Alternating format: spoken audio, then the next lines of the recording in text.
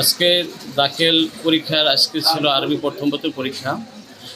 মূলত ঘেটে যখন আমরা তল্লাশি করি, আমাদের শিক্ষকরা তল্লাশি করছে, তখন একটা ছাত্র সম্পর্কে সন্দেহ হয়েছে যে এই অ্যাডমিট এবং তার ছবির সাথে মেলে নাই।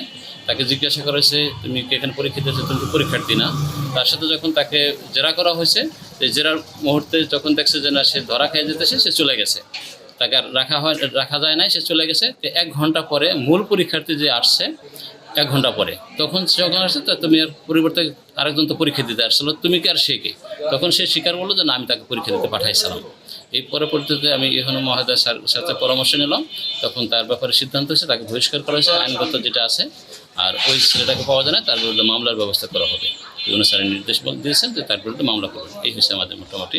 তবে আলহামদুলিল্লাহ আমাদের শিক্ষকরা এটা ধরতে পারছে, এই জন্য আমি শিক্ষক মহোদয়কে ধন্যবাদ জানাই। প্রথমেই যে যারা এই কেন্দ্র পরিচালনা করছে, কেন্দ্র সচিব এবং যারা দায়িত্বে আছে, তাদেরকে ধন্যবাদ জানাই যে এখানে একজন পরীক্ষার্থী অন্য একজনের হয়ে পরীক্ষা দিতে আসছিল। তৎক্ষণাৎ যখন তারা চেক করে ঢোকাচ্ছে, তখনই সেটা ধরা পড়ার পরবর্তীতে যিনি পরীক্ষা দিতে আসছিলেন উনি দৌড়ে পালিয়ে যান।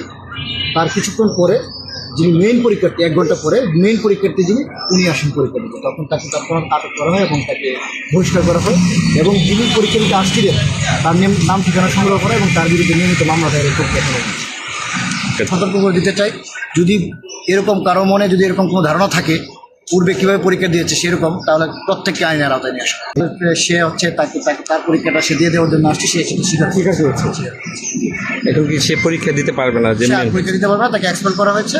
কোন স্কুলের ছাত্রী আমরা ছাত্র এটা কি আমরা যা করেছি পূর্ব খাস ফকির